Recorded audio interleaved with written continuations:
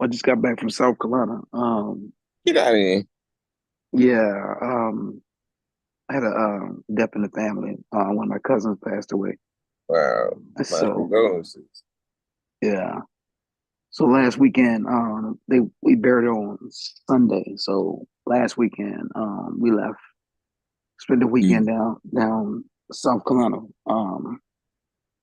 for the funeral, and we didn't get back until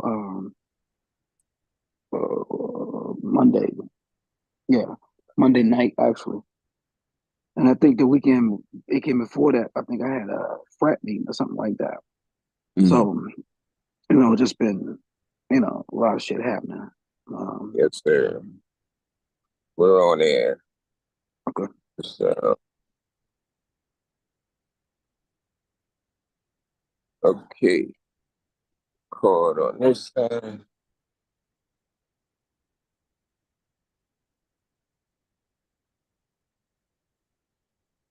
Assalamu alaikum, brother. Peace to God. Peace to the universe. What's going on, brother? Not much, bro. Not much. I won't complain. I hear you. Um, what's on your mind? Mm, We got yep. to play our disclaimer, but we can talk until I put up the disclaimer. Bro, I'm open, bro. Whatever you want to talk about. Yes, sir. Um, the title for tonight or the theme for tonight is surviving versus thriving. I know our last um, time on air, we got into a discussion about Donald Trump and what we know about different races in terms of their habits. I was saying you got things like the census and other studies that are being done that give us a window into our statistics on what people are doing in terms of education. Um, and that is indicative of what I believe, in my opinion, to be how well people whether people are thriving or surviving. Um, we got into a little pushback on it, and I wanted to continue that discussion as we approach the debate between Kamala Harris for the DNC, Democratic National, what does the C stand for? Conference. Congress? Conference. Yes. And the Republican National Congress nominee, Donald Trump. Um, it seemed to me like he had made it like it was going to be dire consequences if Donald Trump is in office, and perhaps it may be, but we've survived slavery, we've survived um, Jim Crow, we've survived Reconstruction. We've survived a lot, brother, and I didn't think it was fair to say that it was going to be like a vote or die situation. Well, I think it depends on. I really think it depends on your perspective, right? If you are a person, and there are people that don't vote, right? There are people that aren't a part of the political arena, right? But the people that are part of the political arena, the political process, um, while it might not be a physical death, it is the death of a lot of things, or Hmm. it is the process of a death of a lot of things, right?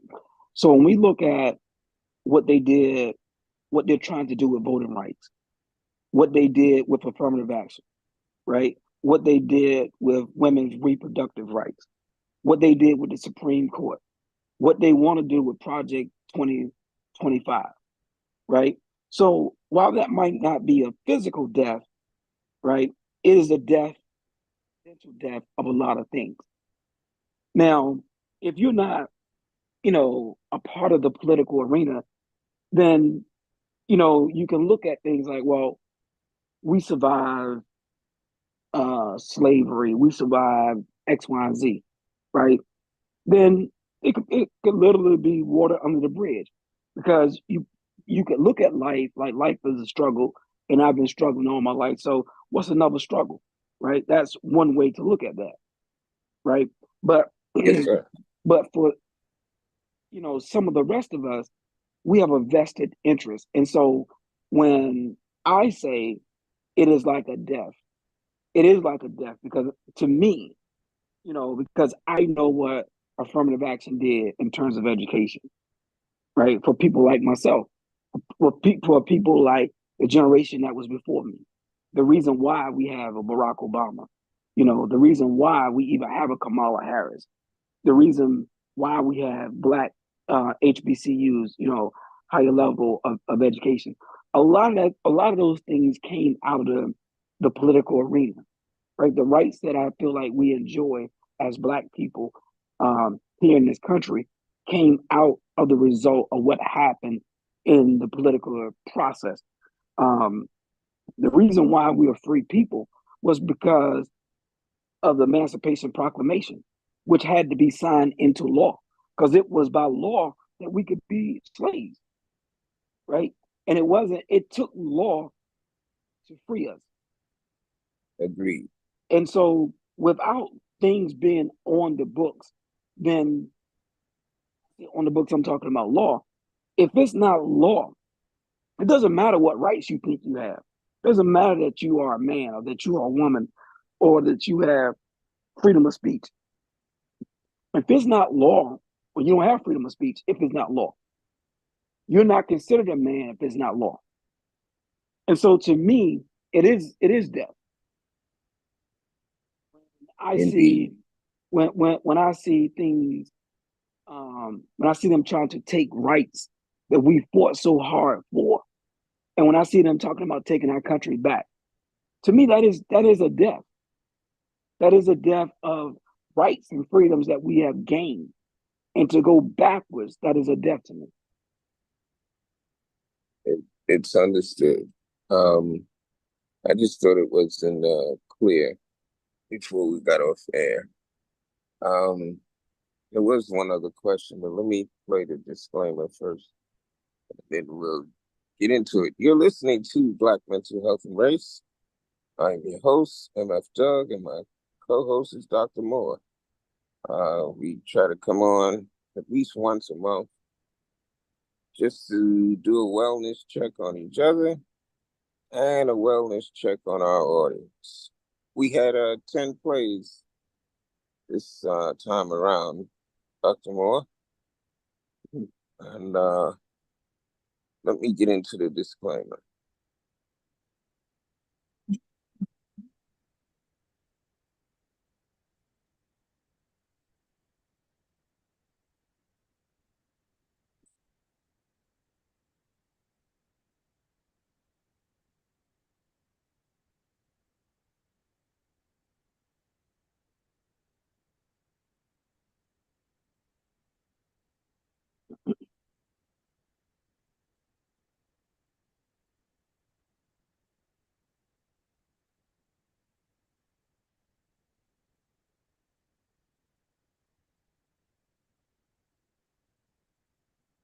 Yes, sir. Welcome back to Black Mental Health and Race.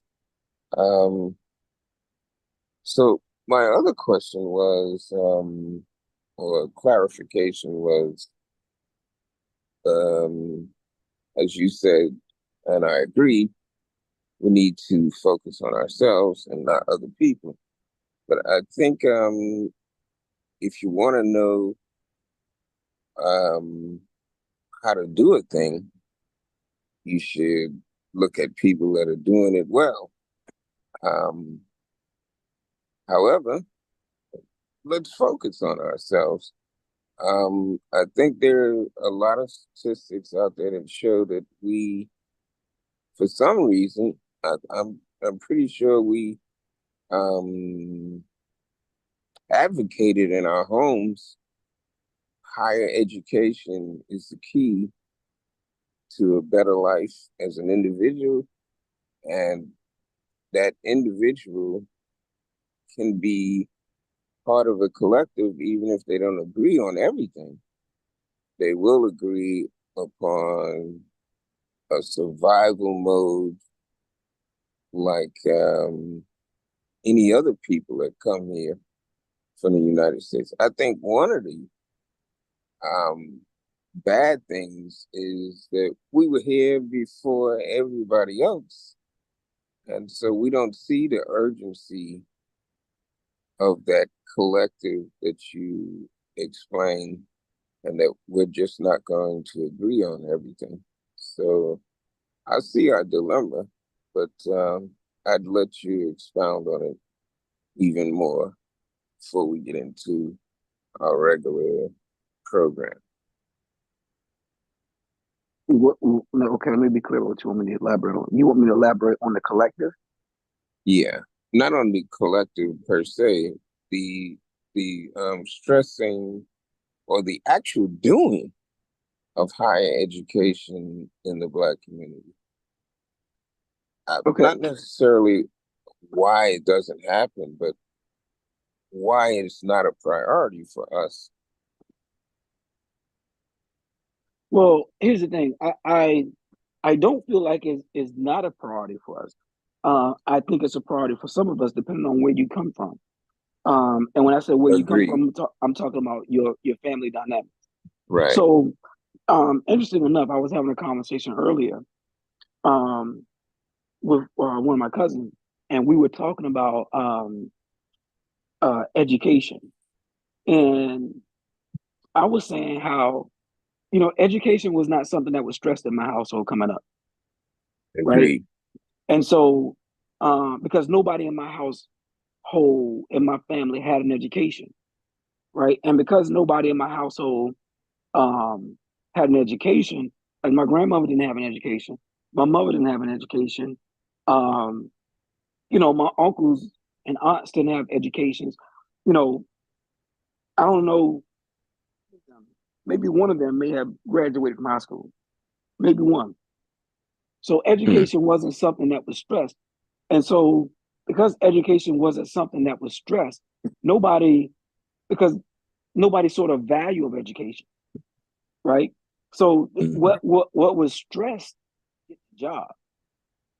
What was stressed Hmm. was, we need money, right? So if Hmm. you dropped out of high school and got a job, you were going to be more revered in my family than you were if you continued high school and got an education, right? Right. God forbid going to college. If you just got out of high school, that was it probably would have been considered a major thing, but not so much. You weren't really considered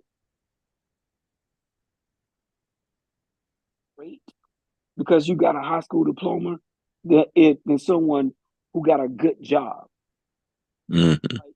So if you got a good job, I don't care if it was working for Metro or working in a plant, whatever. But if you got a good job, particularly during the era when I was growing up, that was a big deal, right? If you That's got a right. job that, maybe there was a union, and all that other stuff, you made enough money to support your family. So you were probably looked at better off than the person who was trying to get this high school diploma, Hmm. right? So people didn't really value education when I was coming up as much as they value getting a job, right? So me high school was really um me being self-motivated.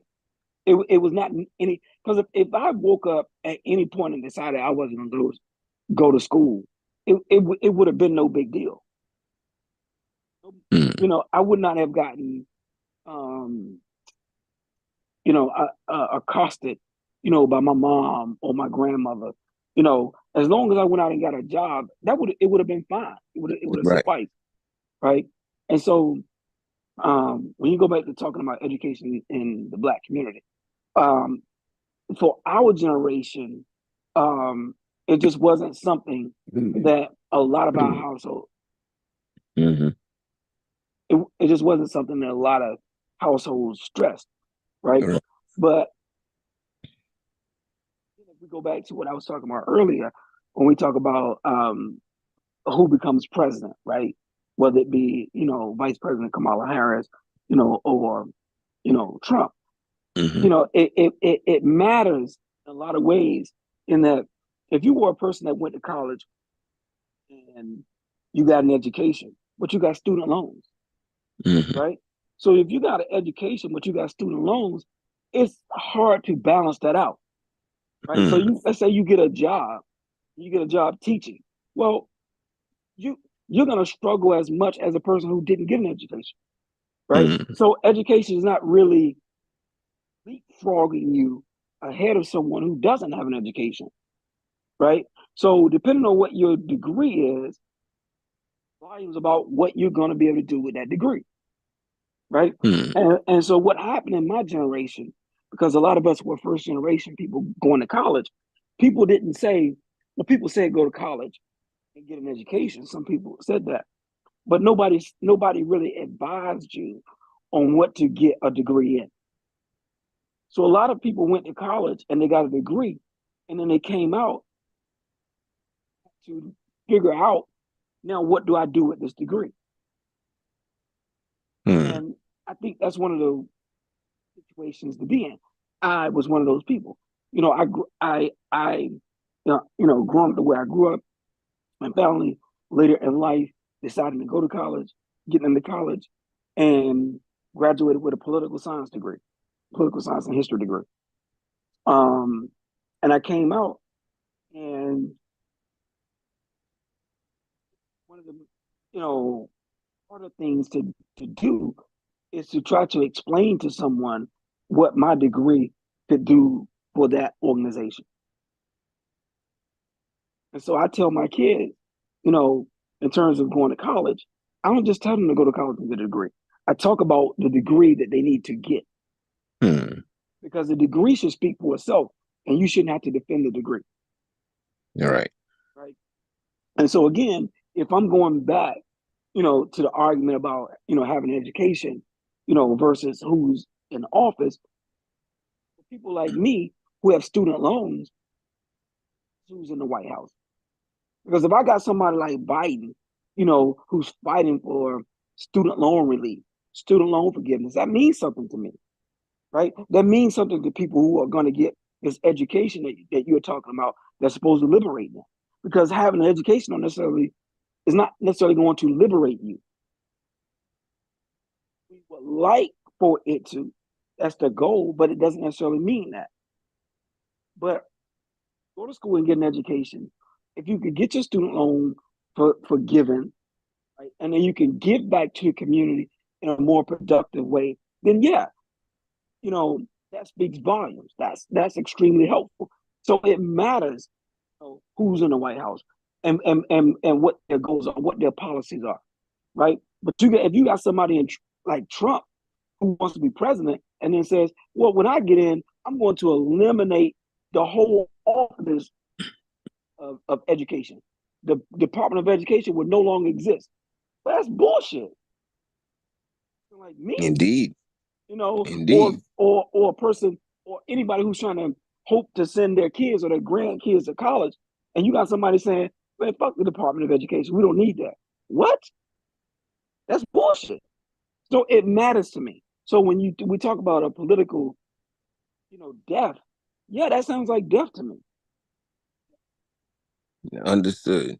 There was the Kerner Commission back in the 60s.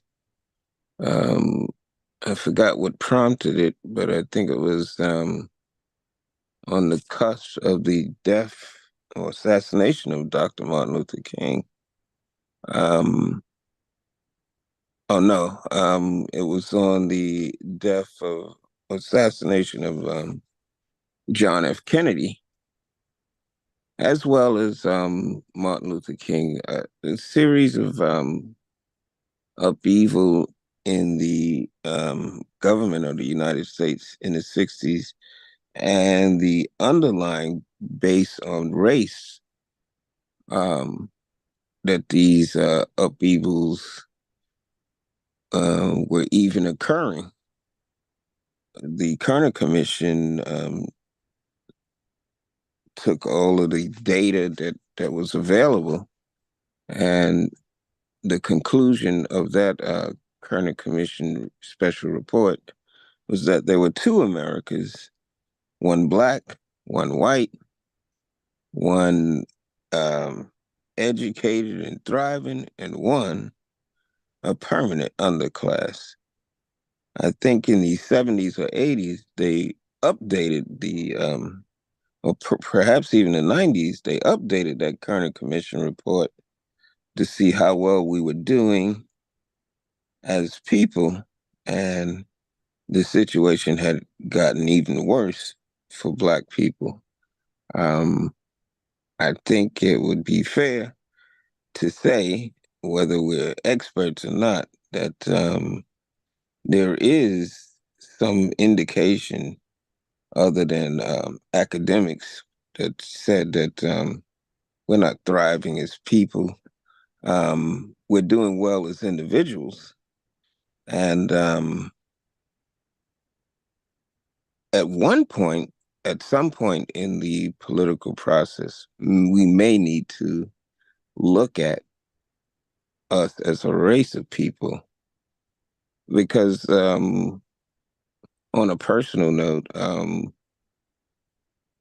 we have not addressed as the United States government the implications that Dr. Joy DeGruy had asserted in her talks, in her lectures. We have not addressed, uh, gone beyond reparations to just address the psychological trauma that we inherited as a people. And I'll let you speak on that, and then we'll continue our conversation on Black mental health and race. Well, I think if you're going to talk about that, right? Again, we talk about whether or not it matters who's in office, right? It matters because you have one group of people, you know, the Trumpites, talking about banning books, talking about taking information, Black history and things like that out of the school system, right? So if you're talking about addressing psychological issues, those things aren't even going to be a part of their administration. It's not even going to be a part of their platform. Gonna, that's not even a part of their agenda.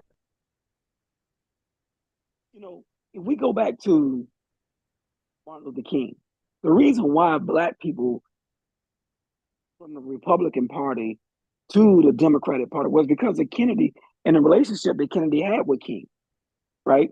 Because prior to that, Black folks were Right. Republicans, right? Because of Abraham Lincoln, and not because Abraham Lincoln freed the slaves, but because Abraham Lincoln realized that in order for him to preserve the Union, because the North was losing, that Right. he had to allow Black folks participate in the war and join the military on the Union side because the South was kicking their ass, right? Because the South was like, look, fuck that. We want to keep our slaves, right? And we willing to die for that. And they were, right? And they were winning. So people, the Union, because Lincoln said that if you join the Union, if you win, you're going to get your freedom. That's why we had the Emancipation Proclamation. That's why Black folks were Republicans during those old times. But it shifted. Who was in office? And so because it shifted during the Kennedy administration, because Kennedy was a Democrat and was more open to listening to voting rights acts. and civil rights and things like that. So it shifted administration, right? And black people started to convert over from the Republican Party to the Democratic Party, right? But not only was there a shift in the Democrats moving from the Republican Party to the Democratic Party, but the Republican Party, where now white folks were then starting to migrate from the Democratic Party because the white folks were in the beginning, they were the Democrats, Southern Democrats. Winn-Dixie. So Mason-Dixon line. So, but when these Democrats, white Democrats, Southern white Democrats, moved to the Republican Party, once they got there, they didn't feel like the Republican Party was conservative enough. It was too liberal. So, after being Republican Party, they then shifted, broke away from that party, and started what they call the Dixiecrats. Because they felt like that Republican Party wasn't really their values. And so they broke away what they called a Dixiecrat. And as a Dixiecrats, what they did was they ran Strom Thurmond as their presidential candidate. What we see today is what was now called, Republican Trump Party or the Trumpites or whatever you call them, the Trumpers. The Trumpers are nothing more than the Dixiecrats, but has shifted their name from the Dixiecrats to the Tea Party. Tea Party now. So if you follow you have to follow the politics. Be careful, your mic is first fading out. And I think it's just you twisting your head or something. So you have to know the history and follow the history in order to understand how we got to where we are. And that's why I make the argument about it's important about who's in office, how we got to where we got to. And then if we take that back to education, Barack Obama said if it wasn't for education, he could have never have been the president. Because it was only education that allowed him to get to where he became. So it's important to understand office. It's important to understand how education works. It's important to understand how politics work. It's important to understand the history. But all of those things work together. You're not going to have education without politics.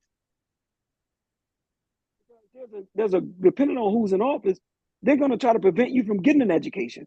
They're going to try to prevent you from having books, and educating your class and educating your students.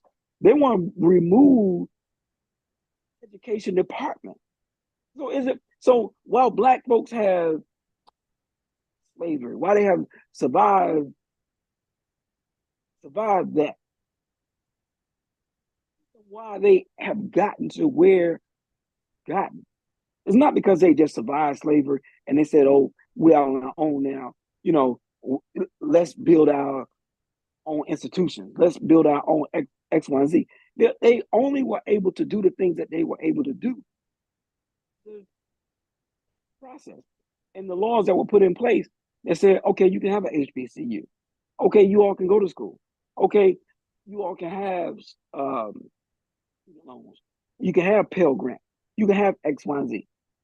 And that's the thing that have allowed black folks to get to where they are. But you have another group of people saying, "Oh, fuck that. We want to stop black folks from progressing at all." No, we take away these things. If we know we take away education, if we know we take away student loans, if we take away the Department of Education, we could take away these different things, stop them from progressing. So to me, it is very important. Yes, sir. I do think it's a misnomer that the programs that are set in place are the end all to be all, but it would require a mindset that we as black people are not prepared for yet. And I don't know if we'll ever be prepared for it because, um, as the Honorable Elijah Muhammad taught, and he wasn't big on education. He only finished the third grade of school. But what he did find important was that the programs that we assert today must come from the government were actually the classroom of the Black woman. And we would teach the ideals and values and provide the education necessary for our children, no matter what programs were in place, no matter what leadership was in place, no matter how corrupt the government was or racist it was, that we could begin in our own homes to make Yeah, but sure that things like education were at the forefront but you of can't our ideology. but you can't teach what you don't know. Right, which is why we needed the education. Right. So if He you if encouraged people to go back to so, school. so if you got a And third grade education, mhm, there's but so you can barely read and write yourself. right, So how so you know you so much you can do to homeschool a person if you got a third grade education, if you got a fifth right, grade education. right. And that's why education was important. But you could be self-taught in some ways that would improve each generation. It's just like saying that a bum can't teach you nothing. The very He can fact that teach he's a he can bum, teach he can teach you something, but he can't. Yeah, he can teach you something, but right? what's the Like something that he can teach you, right? it, And that's the gonna go something but that he so could far. teach you is don't be like him. But I but think out that's the biggest lesson he could teach you. but him teaching you not to be like him. What is he teaching you to be like? Because for me, Something better. that's the something better. And what I mean by that is, I knew that I didn't want to You, be. you're fading in and out. I don't know what's going on. Can you hear me now? Yeah, Okay. perfect. What I knew as a young person, knew there were certain things I didn't want to be. But what I didn't know was something different. Hmm. And I didn't have any examples of how to do something different. Right? I knew my grandmother. I knew my mother didn't have an education. Right? I didn't have a father. I knew that I wanted to have something greater than all of that, but I didn't know how. Right, And so I tell you that my grandmother taught me a lot of things in terms of survival. But that could take me but so far. right, And then there's other things that I had to learn from other people. And right, so for me, I would always look at who were giving advice, and I would look at what they had, and I would determine whether or not looking at them,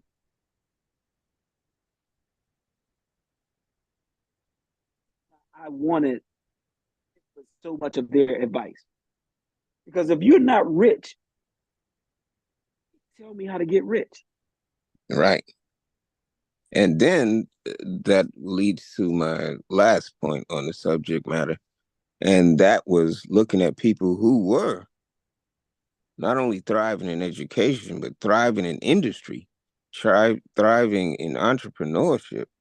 We have to look at other races or other cultures or other religions or other individuals that are thriving, that are educated to see how did they do it. I think you personally could not depend on your grandmother, as valuable as she was to you, for certain aspects of your life where you needed improvement, where you were going to go beyond surviving to at least halfway thriving in society. You had to get that relation from someone other than self.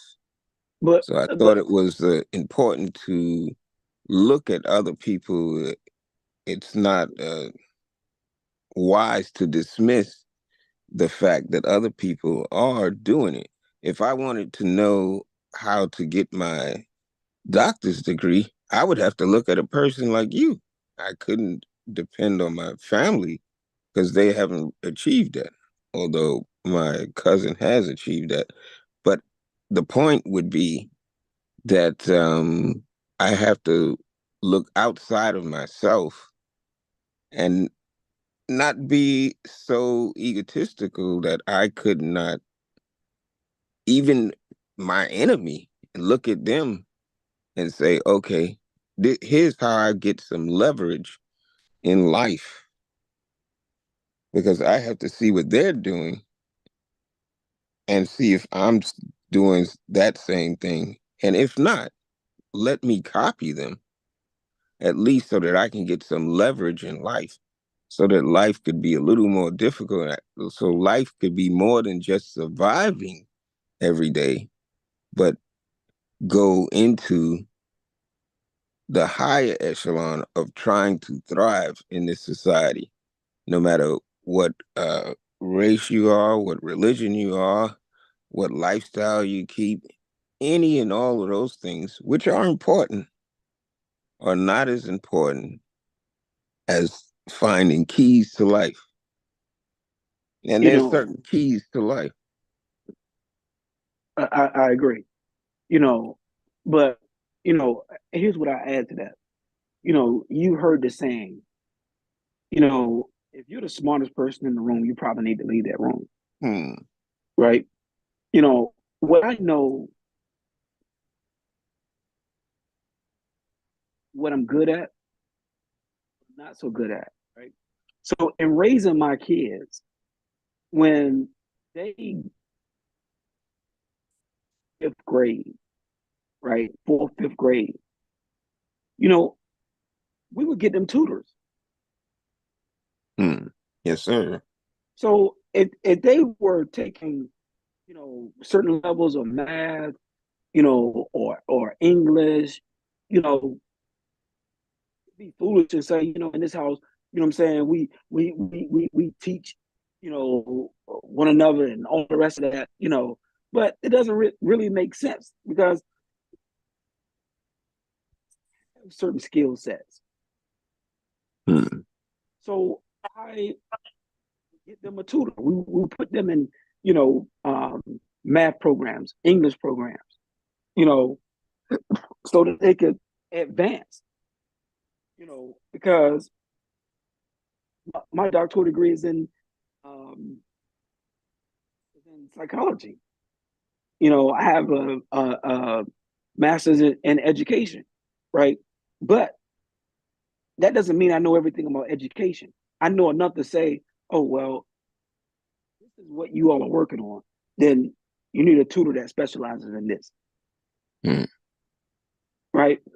Um, I listened to Deion Sanders, and he, as great as football player as he is or was, he has a son that's a quarterback. So teaching his son quarterback since he was 7, who's been his mentor, who's been his tutor in football since he was 7 years old, Hmm. Tom Brady. Wow. So, so, what I'm saying is, at some point in that conversation, we were talking about the Amish, right? And the Amish Hmm. abide by their own laws and all the rest of that. But they Hmm. are, but they are a low functioning group of people. Hmm. Functioning group of people because they don't deal with technology. They don't deal with politics. They don't deal with the government. They don't deal with anything but them. Hmm. There's a show called Leaving. They're they're so antiquated. They're like You faded out. Leaving what? Amish Okay. because they're so antiquated. They're so stuck in a particular time. They're still and we have Amish communities here. I mean, they still doing horse and buggy, Mm-hmm. zipping past their ass like white on rice. Mm-hmm. In these modern day cars,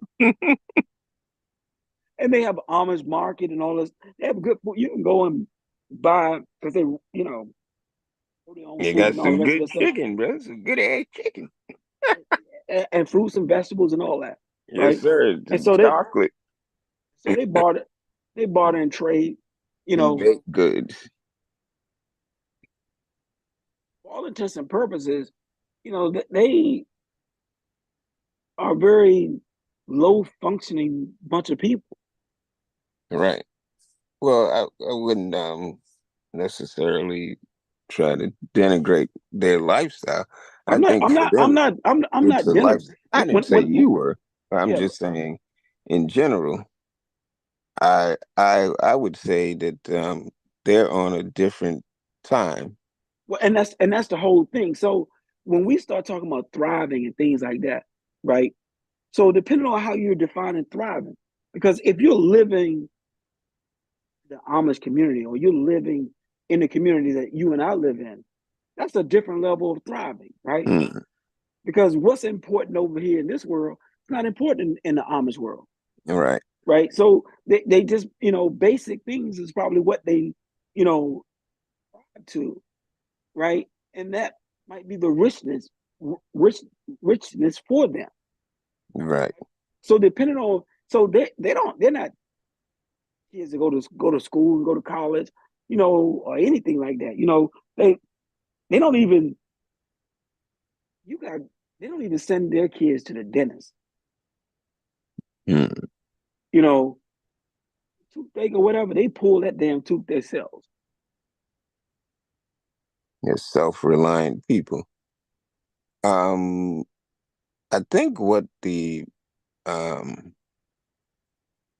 best thing to do is what Theodore Roosevelt, who was the president, almost did 4 terms, or he didn't complete the fourth term.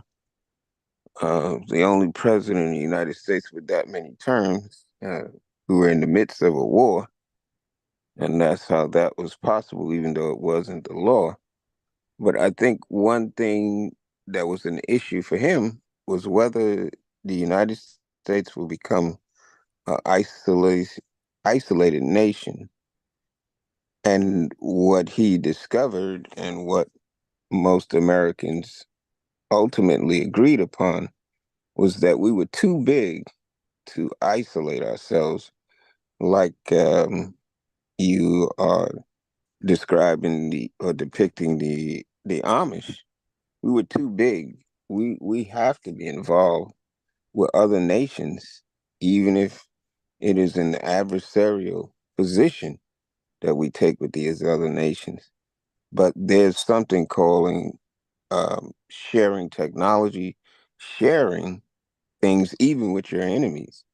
And I think that we could be both, even with a person's leadership that only completed the third grade. He wanted us to figure out things that he was not even capable of doing himself. He didn't just want people to follow him. He wanted them to build a nation. And I think you can't build a nation if you isolate yourself from everyone else. At some point, like I think you're trying to describe, you are not part of improvements, and change is definite, but improvement is not necessarily a part of that change.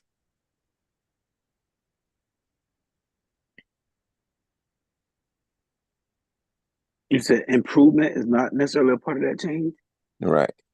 Like Minister Kevin used to say, all progress is change, but not all change is progress. Some people don't want to change, but they think they're progressing, and they're not. They're actually moving backwards or stagnant in time. And that's why Minister Farrakhan says we have to know what time it is, and in the theology of time, what must be done. So it's simple to say, oh, we have to do this and we have to do that. But no, you have to send out ambassadors. You have to send out people into the Congress or into politics and bring back what they're doing so that your community can thrive.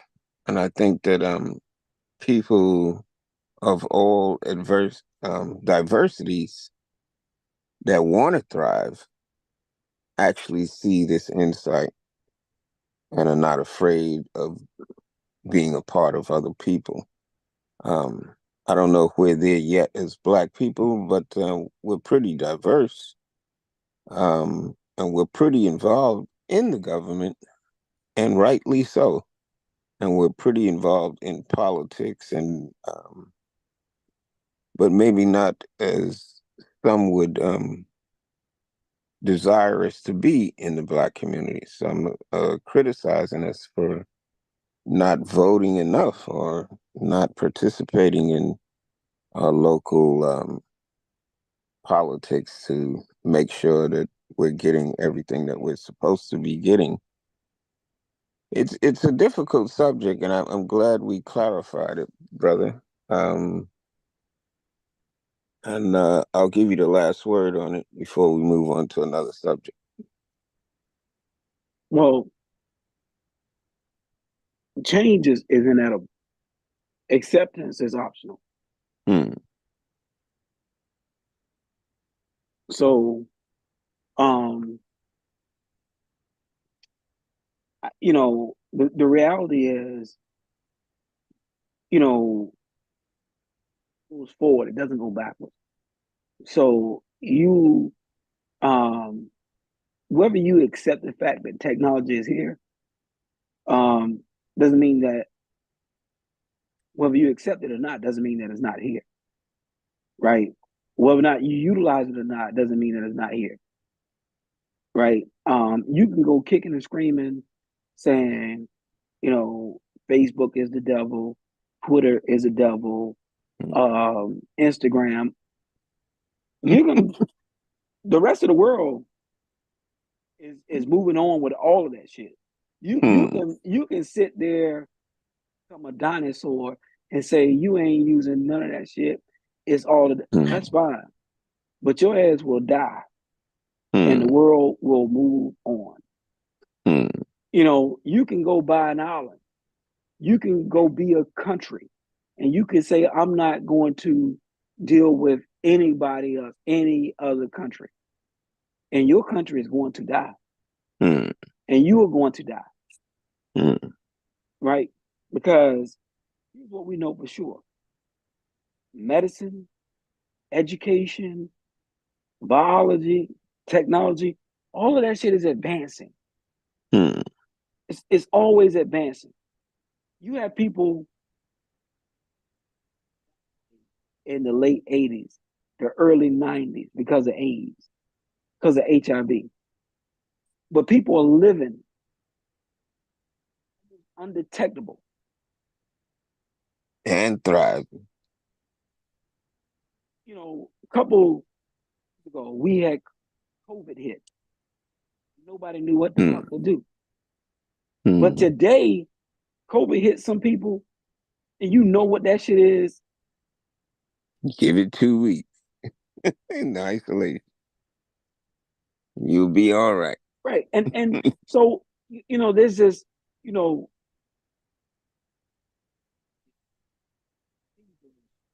just things, man, that in the past people were just dying from.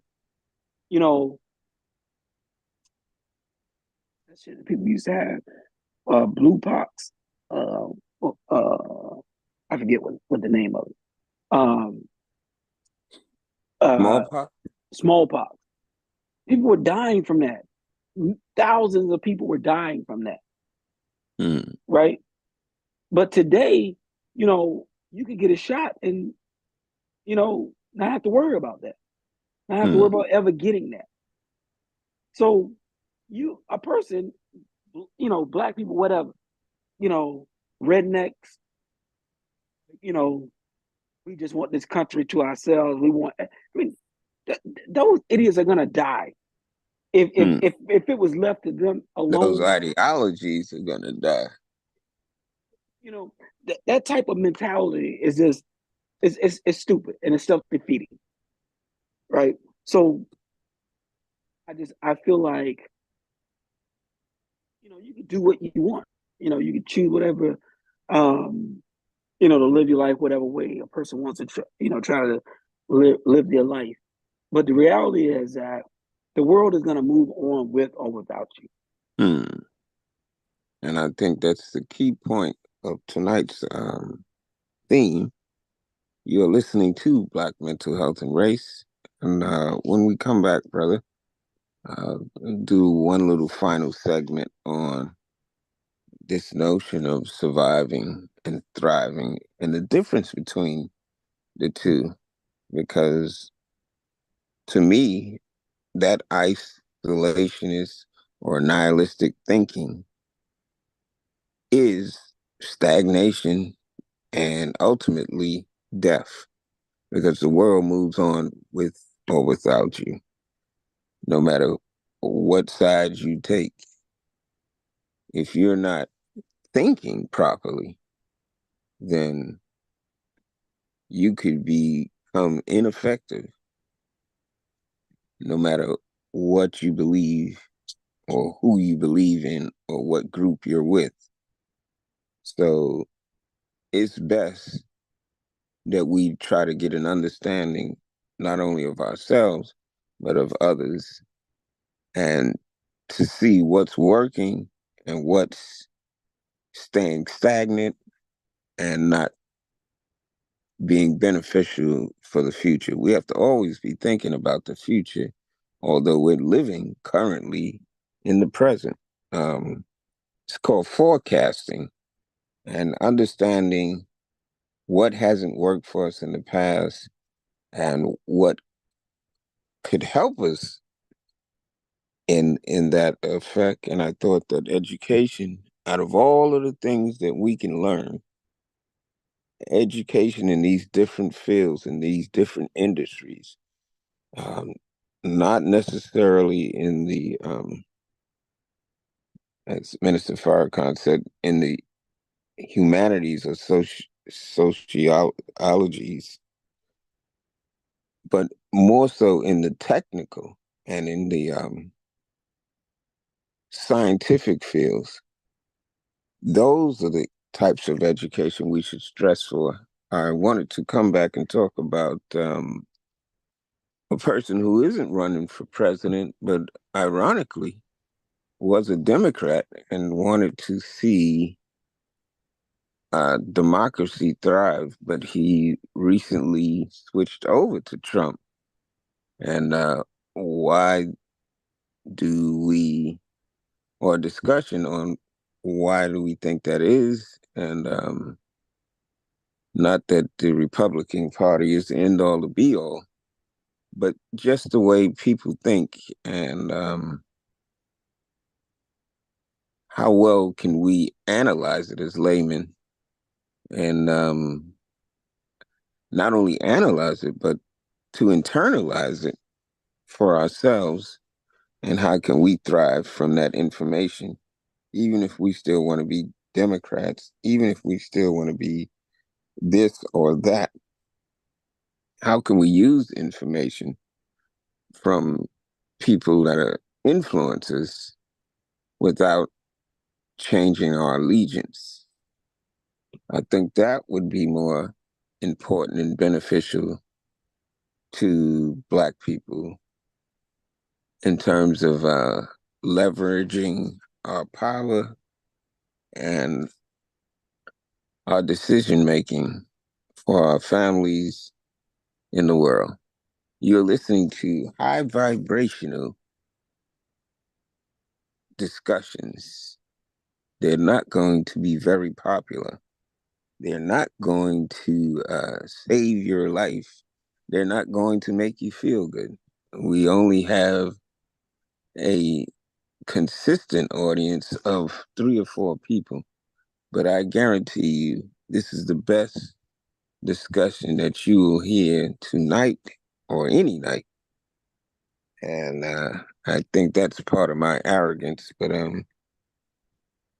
I think we need to begin to think differently, or everything that we put our faith in is going to stagnate and die. You're listening to Black Mental Health and Race. Um, Welcome back, Dr. Moore. What I wanted to do is give out the number. Now, because we have a low audience, we usually don't get audience participation, but people that listen to the show after it's recorded, if you ever wanted to leave any message or get in contact with myself or Dr. Moore, I'll give an opportunity to present that information to you now. Um, I have 2 YouTube channels. I have more than that, but I think the 2 relevant channels that I have is B as in boy, M as in man, H as in health, R as in race. BMHR. If you put a hashtag BMHR, it will bring up our episodes and everything that we talk about here on Black Mental Health and Race. And there are more than one episode for more than one situation. And I think with each scenario, you should start what's called self-improvement or self-awareness. Because once you have that self-awareness, you have to make an analysis of yourself and then begin to make improvements or corrections in the way that you think. I can't tell you what to think. I can only tell you that thinking is a powerful piece on the chessboard. So stop playing checkers and start playing chess. Let me give you the other YouTube channel would be D as in dog, F as in Frank, N as in Nancy, Universe. DFN Universe is the other YouTube channel. Instagram, where you could come by and contact me, as well as sound like Mr. Magic and Molly Mall. Our number here that you can leave a message is 929-675-8647, 929-675-8647. That is the bat phone if you want to reach out that way. If you want to text me, it's 929-214-0543. I will be accepting texts. This is my actual phone. I don't answer the phone, but you can definitely leave me a text. Dr. Moore, would you like to give out any contact information at this point? No, really. You you could probably hit me um if you wanted to leave me a message or something at my website at more or www.morementalhealthsolutions.com. That's the only social media that I really use. Um, obviously I'm not a big social media person, so I don't do a lot of social media. Yes, sir. I'm gonna get on you about that, brother, because we just spoke about the technology and staying abreast of what's Well, going well, on in society. well, I put it this way: I do utilize social media, but I'm not. Hmm. I mean, I use social media all the time, but I am not. I mean, I don't have YouTube channels and all that stuff. I don't have. Right. Um, I'm not really looking to engage necessarily with people on social media, right? Yes, sir. I'll put it to the audience this way. He's a busy man. He has a doctorate degree. Not that people are not important, but you actually have a job. Bro. I don't. Uh, my job is people. My a line of the industry that I am in is content creation, and Okay. that's why I I was happy that you joined me on this podcast, because I always wanted to reach out to the people. It's not that you don't want to reach out to the people or that you are not as technically savvy. Your strength lies in a different industry. I hope I said that correctly, and I'll let you correct me on what I just espoused. Yeah, I think you're absolutely correct. I mean, I use social media every day, so I just don't use it in the way of creating content, Right. you know. But Good. no, but you know, I mean, there are many therapists. Um, one brother that I like in particular, he's a young therapist. He's very social media driven. I am not. Right. He has a whole platform. I mean, and people. I mean, he has probably millions of followers. That's Yeah. not that's not my lane. Um, Yes, I sir. I tend to be a little bit more reserved. Um, and you know, I deal with the public um on an everyday basis. A lot of that, either in person or um um Zoom. So I feel like I have enough exposure. I'm not really seeking any additional attention, if that makes You sense. don't want to be popular, brother? But all I need, if I'm popular in my home, I'm popular enough. That's Yes, what matters. sir. You are listening to Black Mental Health Race. Um, I wanted to finish this discussion, not necessarily on the next person I'm about to introduce as part of this discussion on Black mental health and race, but what can we learn from people like him, or people of this ilk? Um, Elon Musk, he did a interview with Donald Trump. Now, he's not necessarily a content creator, but he has all of the tools for content creation if he should ever choose to use them. And he recently chose to use them. And he's a known Democrat and known liberal thinking person. He is not, bro. He is not. Ooh, hold on. I don't know where you. I don't know where you got that from. You might better look at his personal life and how he slammed his transsexual son. There's nothing liberal about this dude at all. Um, in terms of a label, he has always voted Democrat.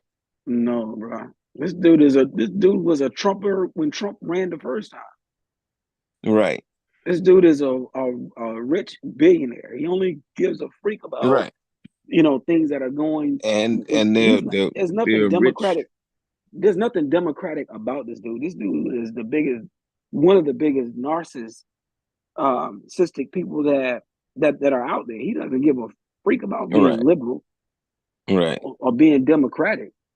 But to be fair, he his platform or his outward speech, well, let's put it that way. I think it's the best way to put it because I don't want to get into a discussion about what he is or isn't, because that's not the point of tonight's discussion. The point of tonight's discussion is surviving and thriving. And if you see someone thriving, understanding how did they get to it, it's just like to study you. You grew up in the ghetto just like the rest of us, but somehow you went from just surviving to thriving. I wouldn't need to necessarily know your politics to want to emulate what you did.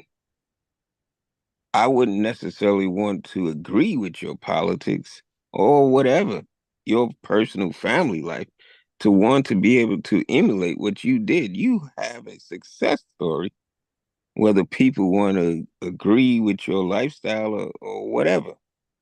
And people that take the emotion out of it would learn a lesson from you if they studied what you did. Maybe, right? Maybe, maybe not, right? Because the path that I chose, right, could be different from someone who could be quote unquote thriving, right? They could be thriving because they take advantage of people, right? They could be thriving because they steal from people, right? So it just depends. I mean, if you're looking at people based on whether or not they're or surviving, you know, it just depends on why they are, right? I mean, I watch this show called American Greed all the time, right? And I I see just people, watched the episode tonight. yeah, I like that show, but there, I mean, I if love it. if if it's just watching people, and how they get to where they get to, that's one thing, right? And I mean, you're right in terms of whether or not you're looking at their politics, but I think it's more about looking at the content of their character, their integrity, right? What got them to where they are? Because you could, but you could really be a fucked up individual, Right. you know. And that's the part that I want you to throw out. And I want you to focus on the part that made the person do certain things that were positive. Because ain't nobody perfect. And you could sit there and judge people all day. Or you can learn what motivated them to do certain positive things. Or you can focus on the negative of them, and that you have every right to do so. But I think that the mentality that we should take with anybody is not whether they're this or that, but what did they do? Even Trump, you could say that he stole all of his money to become rich, or he inherited all his money to become rich. But I think there's something um, that is redeemable in every person, I or, don't. or, or at least, if not redeemable, meaning that they would change. They may never change, but there was something about that person that is a key to either stay away from or be attracted to in yourself. And I Right. think people for instance, the book, The Seven Habits of Highly Effective People. Now, I don't know, I've never read this book, I but have. the title suggests that there is something that effective people are doing that can be emulated. Now, whether it's true or not, okay. But that's the point of taking a pessimistic view towards things or as my therapist said to me, Doug, you have an annihilistic way of thinking about things. I'm like, what the hell is that? He said, you think that things either have to be this way or they don't work.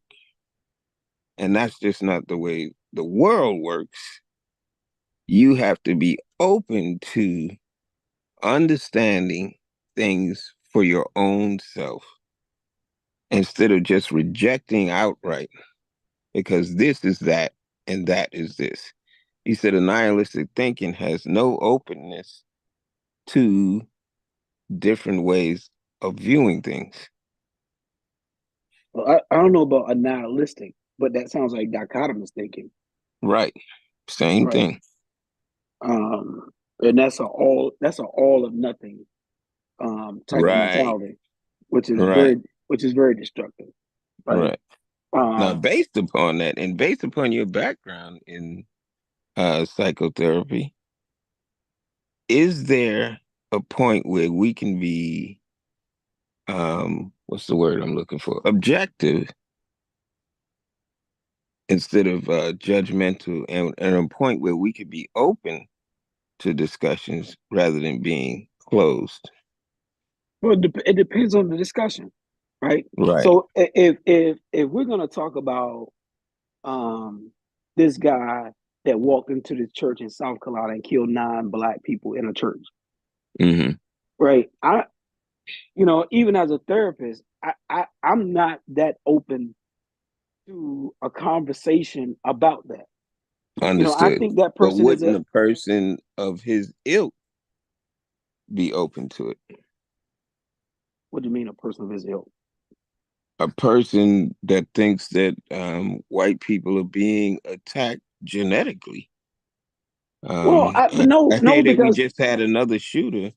right, Um, right, but before we go to that, yes, sir. absolutely, absolutely not, right? Because if you're thinking that way, No, but then you wouldn't understand him, but some white I, person that would. I understand them thinking that way. But what I'm saying is, even if the other white person who's sympathetic or empathetic towards him has a dysfunctional way of thinking. So what I'm Not saying is, necessarily. well, He's more open to. I don't care if anybody that's open, if anybody is open to understanding Jeffrey Dahmer, what he did, right? It's not It understanding. That's what you're not getting. It's not about understanding anybody. so, well, It's about figuring understanding. out why. It's just like psychologists have to get into people's behaviors. They don't have to say that I appreciate his behavior in order to understand it. Listen, I do. I'm a therapist, but that's what I do for a living.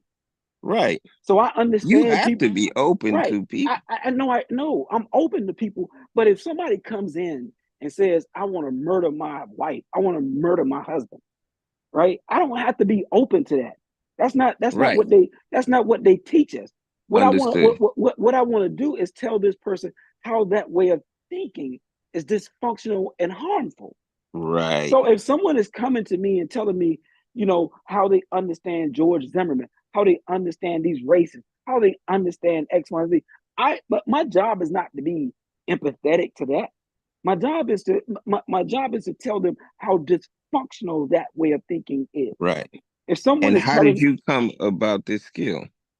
You have to have some understanding no, of behavior. yeah, because I went to school for that. Thank you. So that's my training is that. So I don't Right. have to. So when you So so instead of giving me pushback, what I wanted you to do was not agree with said person, but to analyze said person. it's not about what you wanted me to do. What you wanted me to do has, has to be what I I'm gonna do. drop the subject altogether because I don't think you see the point. Well, And rightfully but so. right, but maybe it's for you to understand a point outside of the point that you're trying to make, I right? think So that you and I could have a purposeful discussion about anybody and about anything because we're on a different level of intelligence. We're not emotional or bound by anything. We are people that seek research, or not necessarily research, because I don't want people to think that it's some professional endeavor or pursuit that I'm after. I'm here to have an intelligent discussion about Elon Musk, whether you agree with his politics or not. Right. But I so think that we what's can do that if we put aside all of our differences and stick to the subject. The subject is, how does he become a person that's thriving in society? Now, you could say, oh, it's this, it's that. He did this dirty stuff, or he's doing this dirty stuff. But that's not getting to the root of not just Elon Musk, but people like him that go to the top of society. Maybe it's because they killed people. But what I want to understand is the behaviors, yeah, but I think you're trying to make something deep that's not deep. Right. And I think the according to way you. And I don't think it's that deep either. I think that we could stick to the but if high vibrational but conversation rather than taking it to a low vibration conversation, I don't think because that that's we would I remain impartial. think it's I don't think it's low vibrational, and I don't think that we have to intellectualize things that aren't that It's, intellectual. I think it's just the opposite. I think that we can have an intelligent conversation without being intellectuals, without having any credibility, but just having a discussion. Um, Credibility, then it's not intellectual.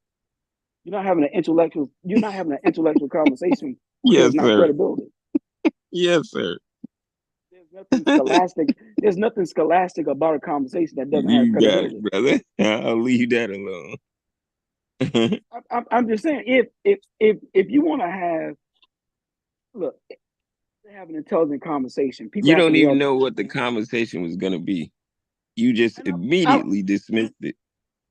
but I'm not ruling out the conversation. You're the one that's saying you want. Let's just forget the conversation.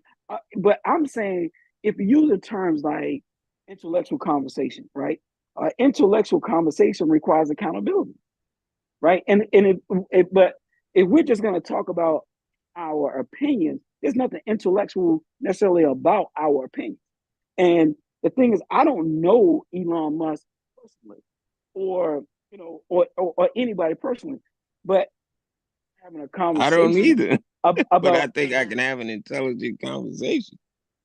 we might be having a conversation, but I don't know if it's intelligent, right? Or I don't know if we should call it intelligent. We can have so depending on what you ask me about Elon Musk, or if whatever you ask me about people who thriving, doesn't necessarily have to be, in my opinion, that deep while people are thriving, right? I come from a world where 19, 1980s, early 1990s, people sold drugs. And some people got rich. People, but some people made a lot of money, right? But it's not that deep about how they got money. They just sold drugs, they exploited people. If we had a conversation about Rayful Edmond and how he thrived, difficult to have a conversation. He wouldn't necessarily be that intellectual, right? But he did make a lot of money. He made millions of dollars a day selling drugs, right? So talk about, and I think where a lot of people go wrong, like people who have money or people that should be listened to, right? And I think that is probably one of the biggest mistakes that we can make. Is just because a person has money doesn't mean they understand politics, right? It's like Kanye West, in my opinion. Kanye West may be a billionaire, may not be, right? But in terms of if we're going to talk about Kanye West in terms of music, boom, incredible guy in terms of music. But we can't have an intellectual conversation about Kanye West and his politics. Kanye West admits he doesn't read. here's a guy who's saying he wants to run for president, and he admits that he doesn't read books. Where would you listen to Kanye West about politics? So I'm just saying, don't equate intelligence with people who have money. Because there's a difference to me when you look at people like Warren Buffett. Warren Buffett make money in this country at a time when no other people in the country could make money, right? Because the world wasn't open to black people. It wasn't open to women, right? And so at that time, the only people that could get loans, the only people that could buy houses, the only people that could buy cars were white men. So able to take advantage of a system, only white men could get education, could get money, get things, and he could be millionaire or billionaire today. But it doesn't mean necessarily understand politics. So if we're gonna have a conversation about Elon Musk, we can have a conversation. But if you say it, but when you if we tag it, let's have an intellectual conversation, right? Then intellectual conversation, then at that point, it changes the narrative to me. Because I feel like, well, from what I understand, in my studies, having an intellectual conversation means being able to hold people accountable for what they say. I understand you, actually. I actually understand you more than you know. Right. So it's almost like what they call fact checking, right? So Donald Trump, Kamala Harris is supposed to have a debate. One of the reasons why debate was the postponed or not had was what Wait Donald a Trump minute. The September 10th debate is off? is not on, but there was problems with the debate because what they didn't want, Trump's team didn't want, they didn't want him to be fact checked. Hmm. He wanted to be able to say whatever he wanted to say without any Hmm. accountability. And so the Harris team was like, hold up, I'm not just gonna have a conversation, with this guy and he's just spilling rhetoric. I want to be able to fact check Hmm. him. So and we live in an era now where people just say shit, fact checking. You know, you just Absolutely. you just saying shit, and so that's not an intellectual conversation to me, right? So if so again, you know, be and have an intellectual conversation um about Elon Musk, I first have to say disclaimer. I don't know shit about Elon Musk that much, so I don't know how intellectual I can really be, honestly. But what I will say is based on what I've heard him say, right? In terms of politics, he's an idiot to me. I think Listen, you do know people and behaviors. I think you studied that in school. well, I behaviors, yeah, but politics is something different. I said people. I think the field of psychotherapy has some generic understanding of people.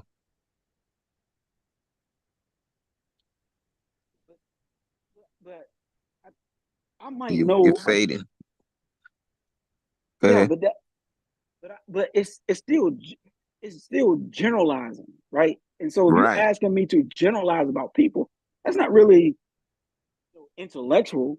I'm just making a general assumption about people. But if you talk about one person specifically, that's different, right? Because now I'm not generalizing, I'm talking about a particular person. So if I talk about Trump, I could generalize his behavior, generalize anybody's behavior, but it's not fair to talk about him psychodynamic or psychoeducational way, having not ever met the man.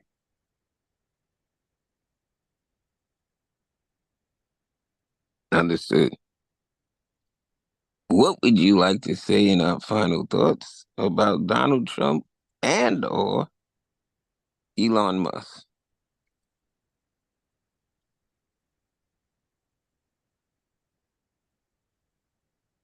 And check your Yeah, mic because it's, go ahead. Now I can hear you. okay. Here's what I see about Donald Trump. Donald Trump in the late 80s, early 90s said about five young black boys of color that he wanted and felt like they should have the death penalty. About a white lady that was raped in Central Park. And these five young men have been exonerated. The real who raped Central Park came forward and admitted, and it has been proven through DNA that these guys did not do this to this woman. These guys were exonerated, but they spent numerous of years of their life in prison Hmm.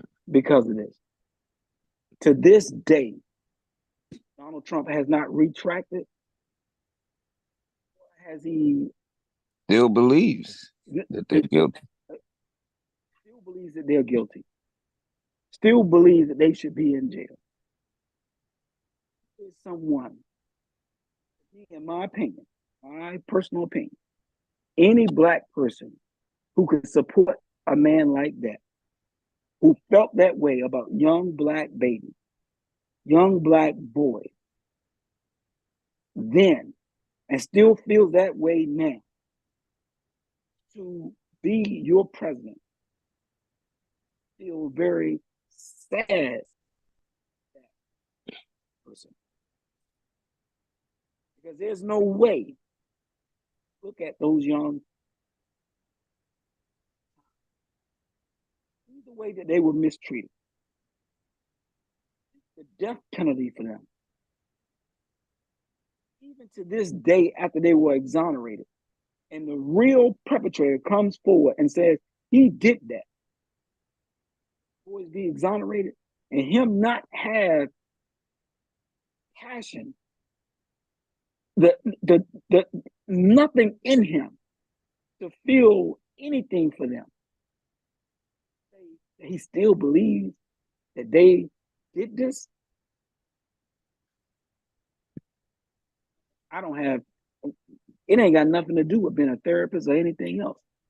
If you ask me about type of behavior, fucked up behavior to me. Absolutely.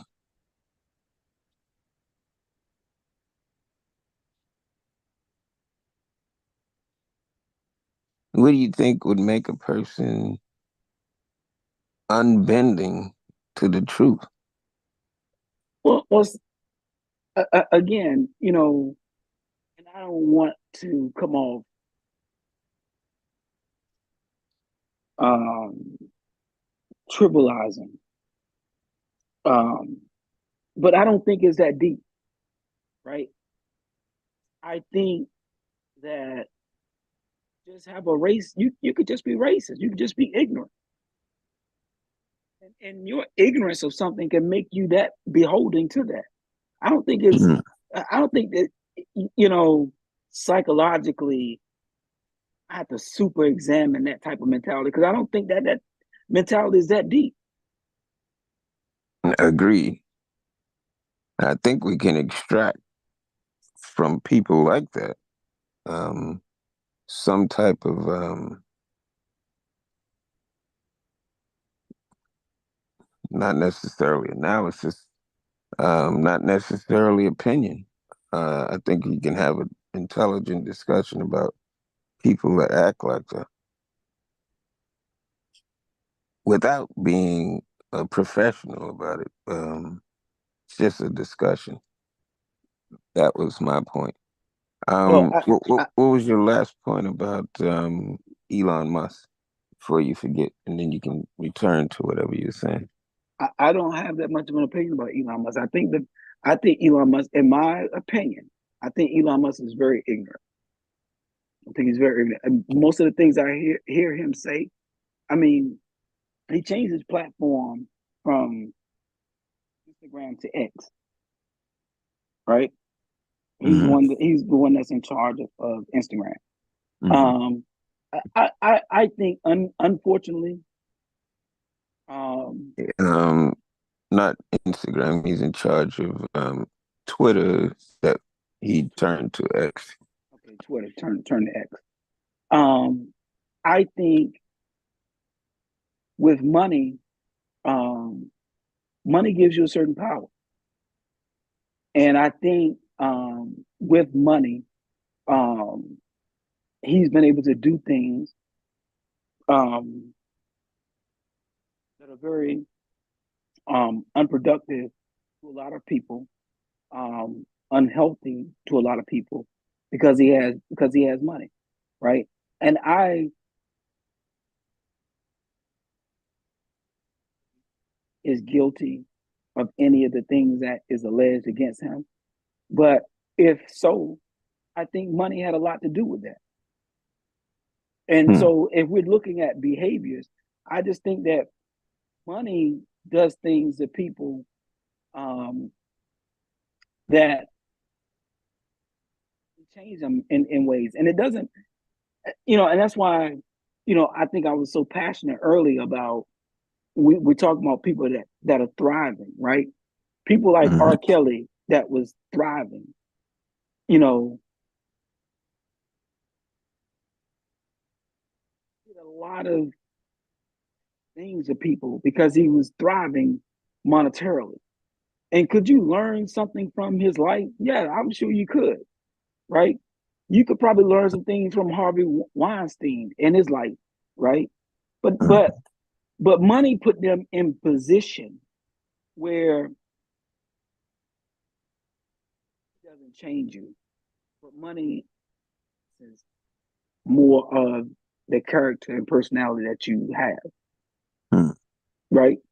And so to me, Elon Musk is indicative of the narcissistic that he is. And so it makes sense that he would embrace somebody like a Trump because that's just who he is.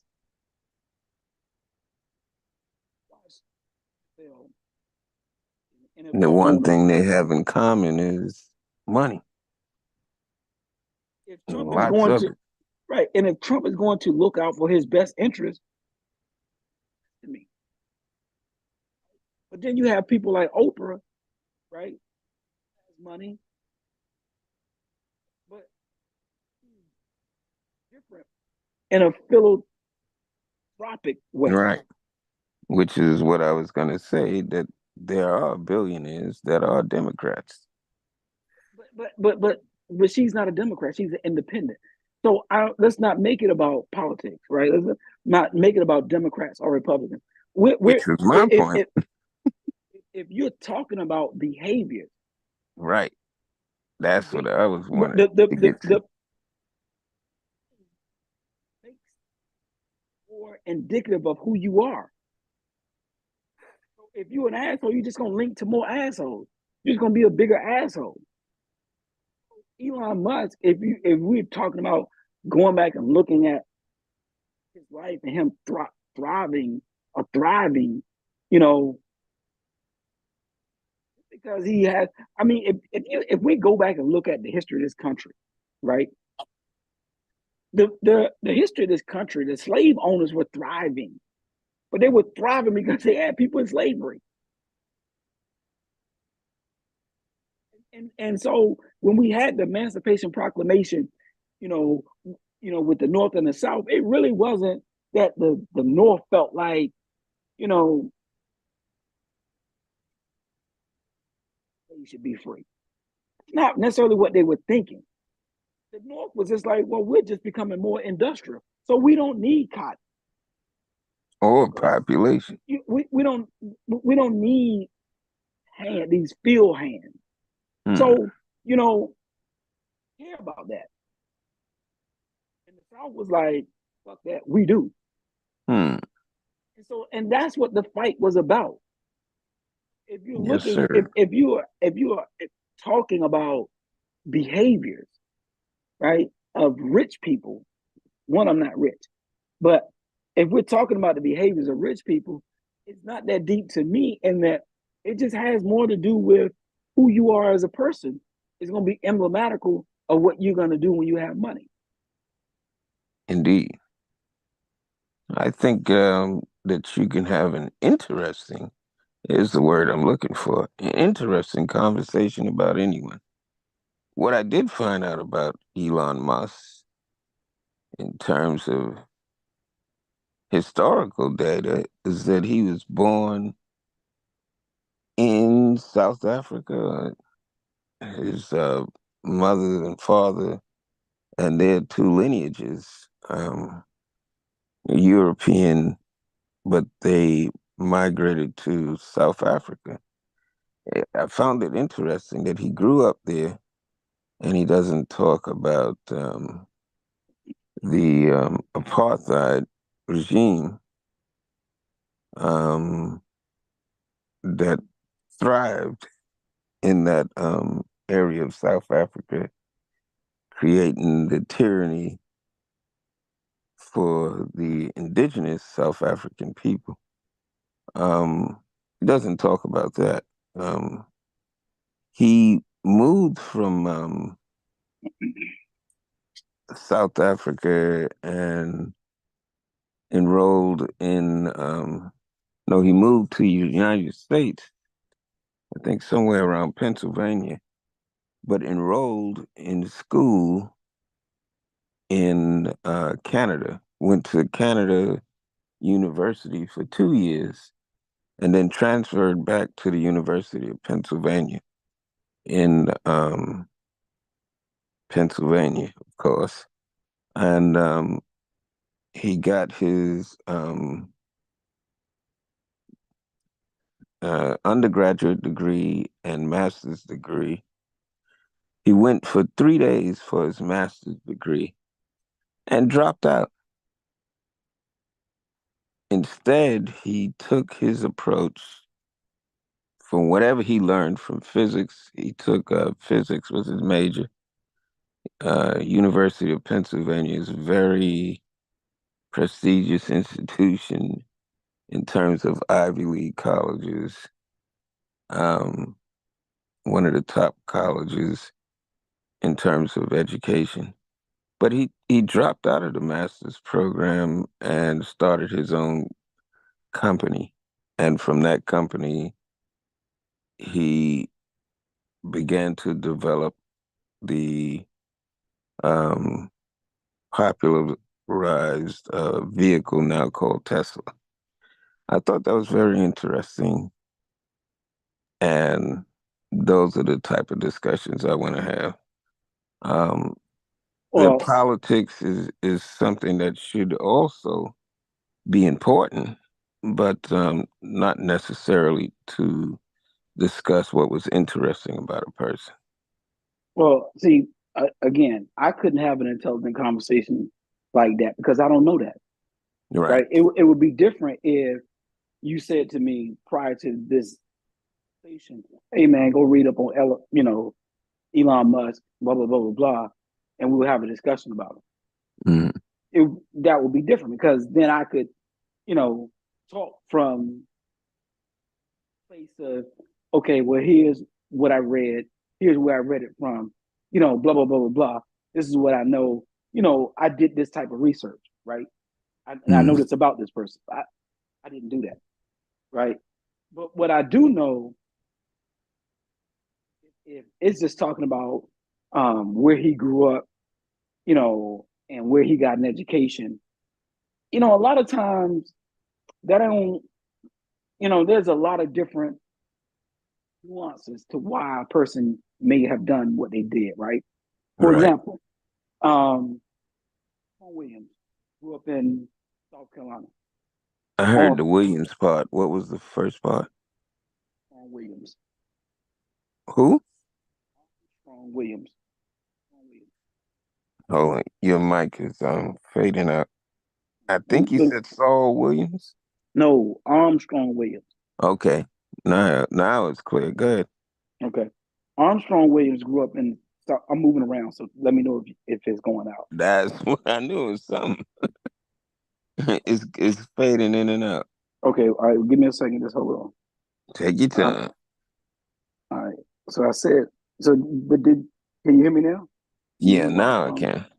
Okay. So the name I used was Armstrong Williams, right? And Right. I'm gonna be in a stable place in 1 second. Take your time.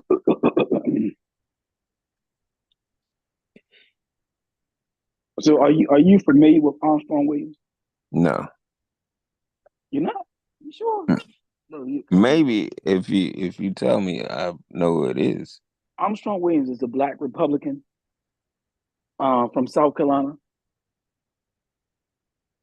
May have heard of his name, but I'm not sure. Dark skin brother, the staunch Republican. Hmm. Not familiar. For some reason, the name sounds familiar, and maybe it'll come to me when you mention something that he did. So anyway, uh he was a big fan of Ben Carson when Ben Carson was running for president, when Ben Mhm. Carson was supporting Trump. Right. He's I also remember him. Clarence Thomas is one of his biggest mentors. Um, but anyway, Armstrong Williams is from small town in South Carolina. Um, Mm. but he's a graduate of my alma mater. He went to South Carolina State University, Wow. right?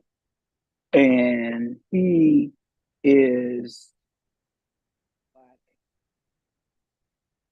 but he grew up on a farm in South Carolina, Hmm. right? And he went to I'm just gonna pull up a little bit of, but he is a staunch Republican. Hmm. Um, he is a graduate of South Carolina State University. Um, he's a political commentator. Uh, you would know him if you saw him. I'm Um, gonna pull him up as you're talking. Good. he's 62. He's from Marion, South Carolina. Hmm. He was a political science major at South Carolina State, like I was, and you would have never thought if you're talking about people growing up and then becoming what they become, like Elon Musk, and why he never talks about this, why he never talks about that, and him dropping out of school and all those other things. This guy, Armstrong Williams, growing up in you know born in 1962 in South Carolina, you know what that racism looked like. But this guy is a Hmm. hardcore Republican, right? So, I know the face. I see him now. Good. so it's not that deep when it comes to why people make some of the changes that they make in their life. Um, the Republican Party worked for Armstrong Williams after graduating from college, and him moving to Washington D.C. And he's rode that gravy train, to the wheels come to the wheels come off. You Hmm. know, um, Is he thriving, brother? I would definitely say he's thriving. But if you look at people like Jim Vance, who's now the VP with candidate with Donald Trump, Hmm. just years ago, this dude was calling Donald Trump the white Hitler. Right. You know, I saw so that. so what made him flip? Hmm. So sometimes it's just as simple as the money. Hmm. And it's not necessarily a psychological thing or a behavior thing, because and that starts to get deep, and you would really have to know a person to understand their psychological. And know psychology. I'm sorry. And know something about psychology too.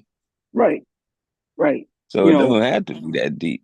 right. So when it comes to politics, it's not necessarily. I don't look at it as psychological. I don't think psych has that much to do with politics.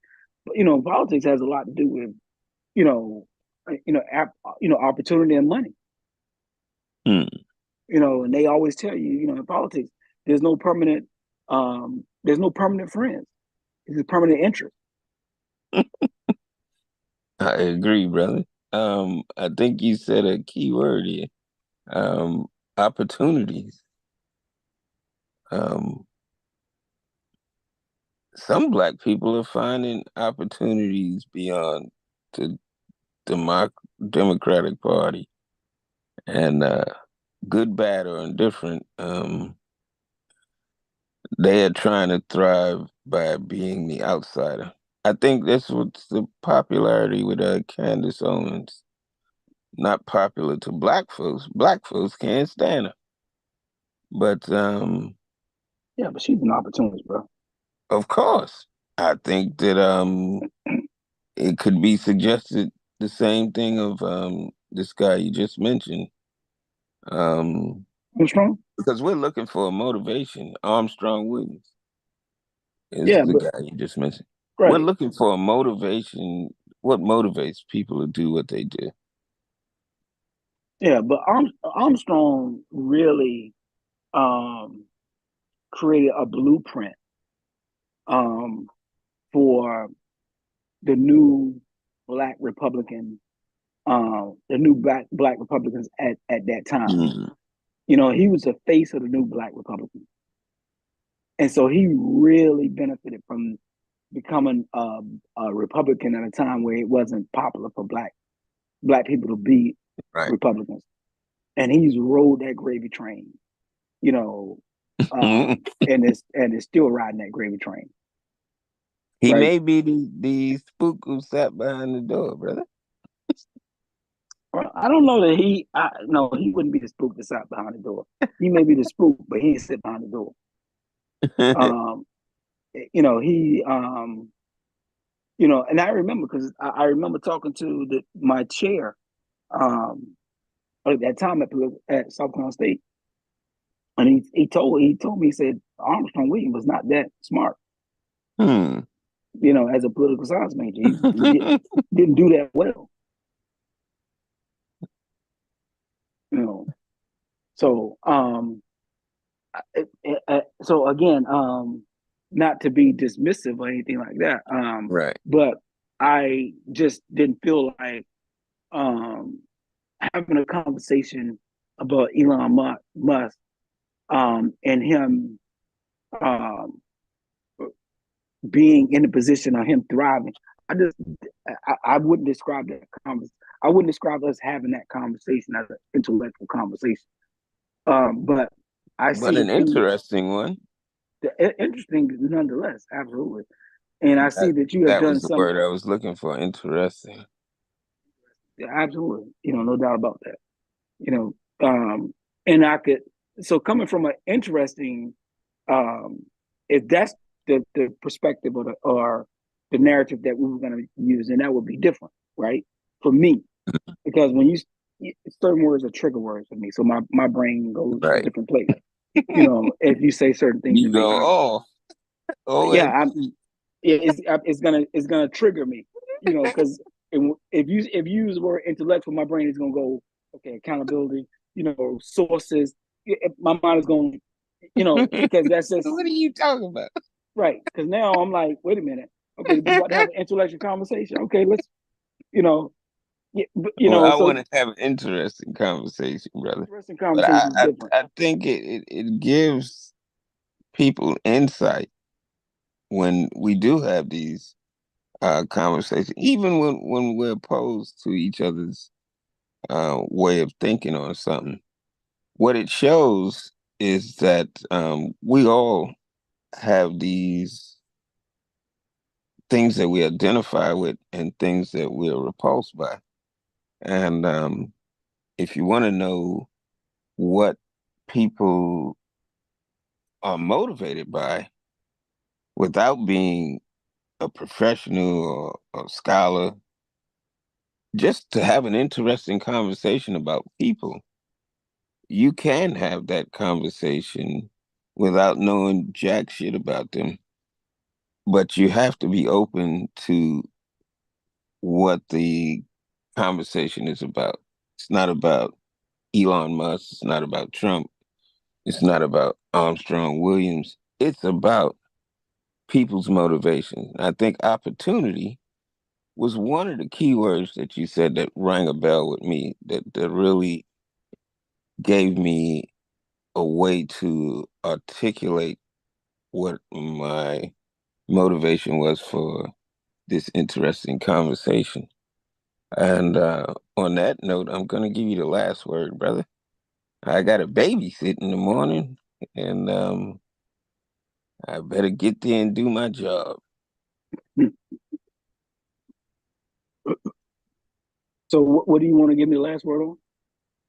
Anything you'd like to talk about, or you can continue what you were saying about people's motivation and knowing anything about people, Yeah. So or again, the context of thriving and surviving with that theme. oh, I don't know, bro. I think words are very triggering to me. So depending on what word you use will um trigger something in my head. So if you say, if we're having a conversation and you say, "Oh, well, this community is thriving," my brain is gonna do something different because Yes, sir. now my brain is gonna say, "How are you defining thriving?" Right? And Mm, what does define thriving? Because because thriving in my head, I'm gonna look for clear signs of thriving, right? mm. But if you say surviving, that's one thing because Black folks have been surviving forever, That's right. right? And if it's just surviving, man, people surviving on food stamps and welfare or Mm, homelessness or everything else. So surviving is one thing, but thriving, I'm thinking, okay, are we talking dollar amount? Are we talking houses? Are we talking cars? What are we talking credit scores? mm. What are we talking? And so certain things are just trigger words for me. Yes, Um, sir. so we start use words like intellectual, things like that. I'm okay. Now this is going to be a high level conversation, about you know if there's an intellectual conversation. Now we're talking, scholarship.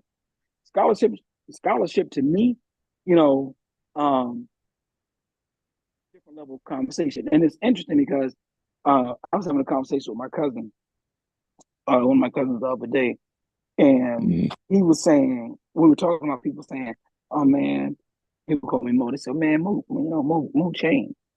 He different, right?"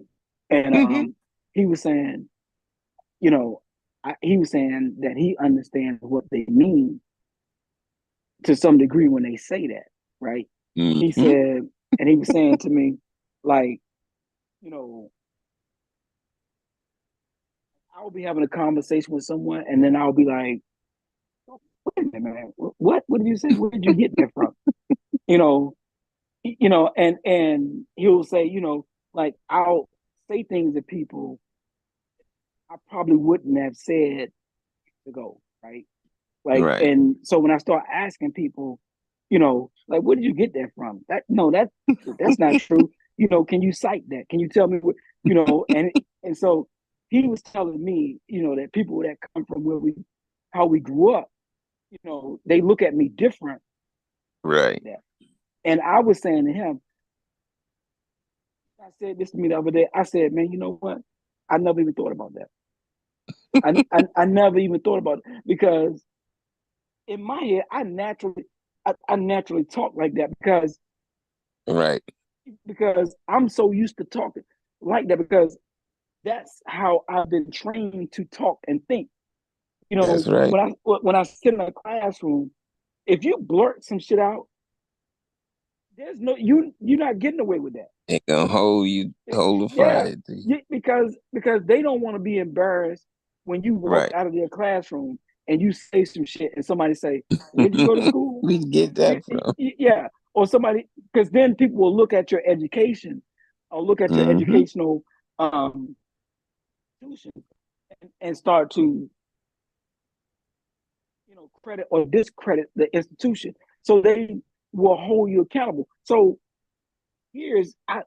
my mind is I'm naturally trained to think like that, and I don't know that I'm not thinking I'm not in the classroom. I'm not thinking about any. I'm just Right. thinking like, what did you say? What? What? Wait a minute. That's Well, not that's true. not intelligent. Right? That's not true. These people, how they thriving? Give me the sources. Give me the I, you know. So you know. So I get that now, but it is not something that I naturally think about. And I'm Right. telling you, I do it across the board. I do it with Right. my kids. I do it, I believe it. with my wife. I tell you, I I can understand you. I you know I you know if you say, "Well, so and so is more important than so and so," what? It, it might be lighthearted, right? But in my head, my It's my a mind is whole some out war. yeah, my mind is like, wait a minute, that's not accurate or substantiate that. Why does that make sense? Well, so I get it, man. So the way he described that to me, I don't know that I would have understood that another way. But when he said Yes, that to sir. me, I said, you know what, I do that. But Hmm. I I think don't. one of the points of all of these conversations is a better understanding of ourselves. But I don't from a hurtful place. I do it from Right. an Of course not. accountability place. Right? Absolutely not. And I do it through the conversation in a way everybody accountable, right? Because what I started learning from the time I left the street to the time I went into the classroom, and immediately, first time I was in a political science classroom, and I said something, and my professor said, "Wait a minute, you're not in the barbershop. We don't do barbershop talk here. We don't do barbershop talk here. You ain't just giving, we don't come in here just, and I just, think you were traumatized from right there, brother. no, bro. Well, you might call it traumatized, but, I call it accountability. Um, because You would get on anybody in any setting. What you say? yeah, exactly, bro. What? What? In my But mind, this is all a part of learning about who we are. I think we can learn about who we are collectively as well from these type of interesting conversations. But go ahead. no, I was just saying, but I could be watching something on TV and or social You media. go into a tirade. No, I'll turn that shit out. You say some stupid shit, and I'm like, you gotta be kidding me. I'm not Blick, Blick, Blick. What? This nigga's an idiot. I can't believe he just did that. What? You know? Yeah, yeah, Well, that's what we trying to do, brother. Understand each other. Um, yeah. And and understand and our adversaries and our friends. and the fact that if we're having conversations right on social media, you're putting this out, on whatever podcast or XYZ, you know, to me, you know, who's listening, who isn't listening, right? But I'm not gonna let say something that I think is not right or I think is not. accurate, or I think is misleading, or X, Y, Z in a conversation that you make in public, I, I'm not just gonna. I'm not Let just it gonna let go. that. No, I'm not gonna let that ride. If you say something to me like it doesn't really matter who's in office, oh, fuck that. We about to that dude. Yeah, nah, bro. Well, We well, about to I have a think, straight out fight. listen, I think that's where a lot of people say you change, and that's where a lot of people say your textbook. You're not gonna stray from the textbook, even if we're sitting here having an interesting conversation. You're going to go right back to that textbook, which isn't a bad thing, brother. It's just an analogy of the person that has developed, and rightfully so, because you've earned it. You've earned the right to do and say what you want. Not that anybody else hasn't. It's just the way your character or your personality has developed over time. You went from being just a regular person that can have a conversation to now you're more stringent about the conversations you have. But that is part of your success. You had to unlearn how to have just casual conversations. Yeah, you're right. You know what? That's a good point. I don't have regular conversation Right. because if yeah, you know you if because if it's regular conversation, I probably don't say shit. Right. If I'm sitting around people and they Exit the saying, conversation. "Yep, Turn that TV off. yep, yep, yep, Turn the channel. yep," it's so bad, bro. Now I'm talking to you about it. I don't think about it like that, but I do know. Even when I'm in the barbershop, if we're talking sports, Hmm. and my barber, he's a Cowboy fan, and I'll be like, you know what, Ed, stop talking to me. Stop talking to me. Because you're not making sense. None. Yeah, and then you know what? And I'll it's so bad or so good. I do that shit to my kids too. If my kids come to me and they talking crazy, or talking some Right. shit that Stop don't, talking. stop talking to me. Stop talking to me because you're not making sense. And they'll immediately be like, oh, okay, there. And it's so like I'm just thinking It's about like this. second nature to you now. You don't even realize. Man, look, my son was talking to me the other night. He said, "Dad, I got a question." And he thought about the question. He said, "No, it's all right. I ain't gonna ask Never mind. that." No, I ain't gonna ask that. Yes, sir. Um, I think we had a good podcast tonight, brother. As always, we always have a good podcast, even when we don't agree. I think those conversations are necessary, those opposing conversations. You really begin to understand people, um, especially for those whom it is important to keep that friendship or association with. Understanding how they tick and what ticks them off would be very important in establishing good relationships. And I think good relationships are part of the difference between surviving and thriving, even without money. But money, on the other hand, is an opportunist, opportunist, opportunistic Opportunity. value. I'm getting tongue tied there. It's an Mhm. opportunity. Look, I'm fucking it up again. Opportunity. Opportunistic Okay. value. It has a value above what can be seen on the surface. And I think we have a motivation for why people change, but not all change is progress. But what we are certain of is that education is of value that we can't afford to dismiss.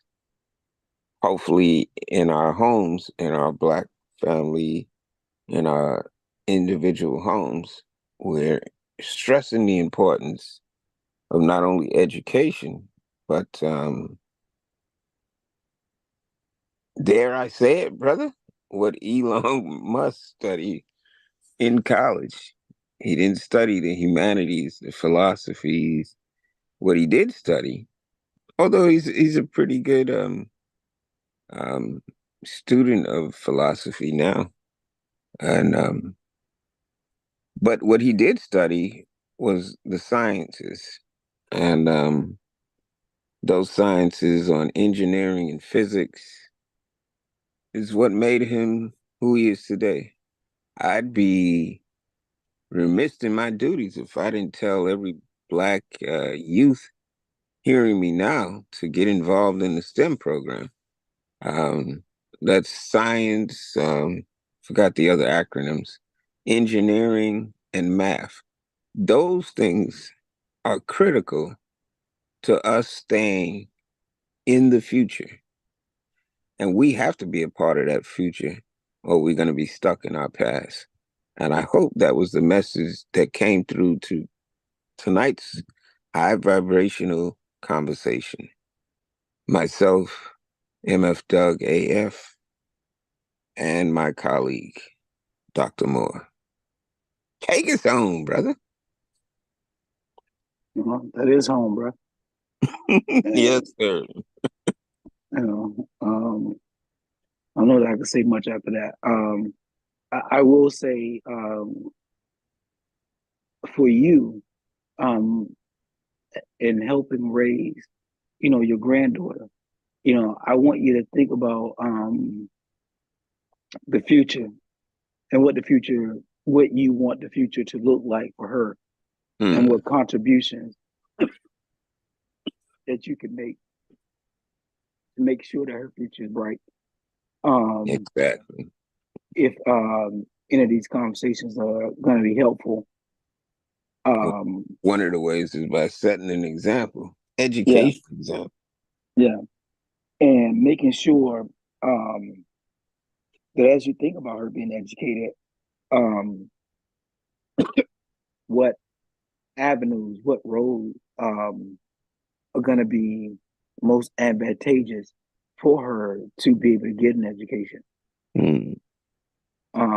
and helping to help navigate those roads that are going to get her to, um, being a future leader, um, Yes, being sir. just um, a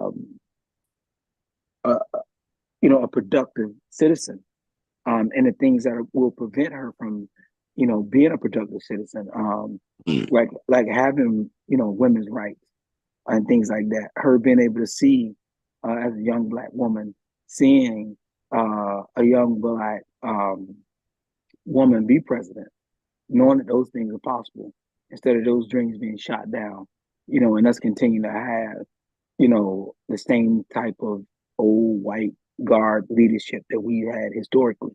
Hmm. But opening those doors of opportunity for her, um, and helping her to know and see that she can knock those doors down. Um, I know for me, when you asked me earlier about what that road looked like for me in terms of getting from one place to another, education was definitely, um, you know, probably the biggest um, element, um, Hmm.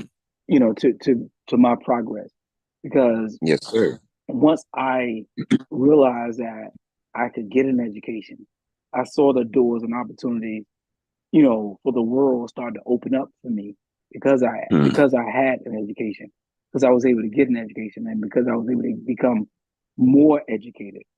Those doors open up in ways that I would have never have imagined. And so That's I'm right. I'm I'm just saying to you, but those doors would not have been open to me had not.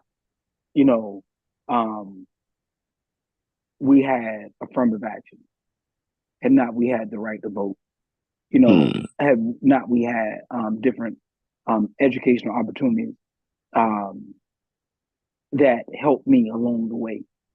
So, um, you know, just saying to you, as looking at this young granddaughter of yours that you want to grow and thrive, um, know that she's not in a vacuum, right? She's not by herself. She's not gonna grow up by herself.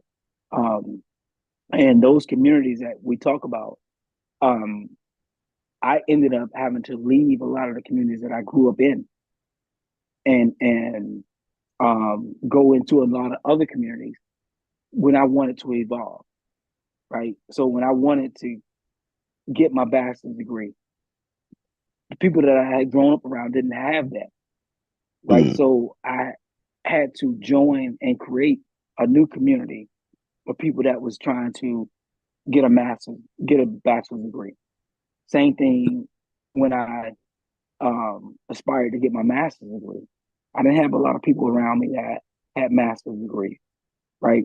And so I looked for that community. I seeked out that community that Right. were aspiring to do that. And the same thing when I acquired my doctoral degree, you know, I seeked out that community of young black people who were trying to get a doctoral degree, Hmm. right? And so a lot of that required me leaving different circles that I had grown up around and had been around and joining other circles that were trying to go where I was trying to go.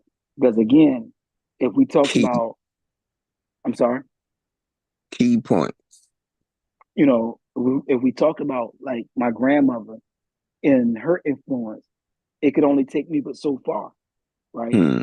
And then me having to leave that circle of influence of who she was, right? Because she didn't know anything about, education and what it Right. take to evolve to that next level, Hmm. And so I had to leave that circle, and create and evolve into other circles in order to get to those different levels. Hmm. So That I just is want so you, crucial, brother. I just want you to be mindful of that, as you, attempt to shape and mold her and understand your limitations, right? And Hmm. understand, when it's time for her to leave that, you know, um, and I don't, when I say leave it, it doesn't mean that the attachment isn't there, but it Right. does mean, that she goes Progress. outside of that, you know, Right. and evolves. Right. Because what happens in her involvement, she brings you along in that involvement. Exactly. Exactly. So so that's in me. That's in my closing and taking it home speech. Yes, sir. And that was key to what we're discussing tonight. Um, I will leave, make a mental note to leave what the spook behind who sat behind the door means for those of you, especially the younger generation who don't even know what that means. Um, and you may find it critical in your plan and develop a plan to thrive and not just survive. You have been listening to Black Mental Health and Race. Peace to the universe. Peace to God. All on, brother, all on. Call you right back.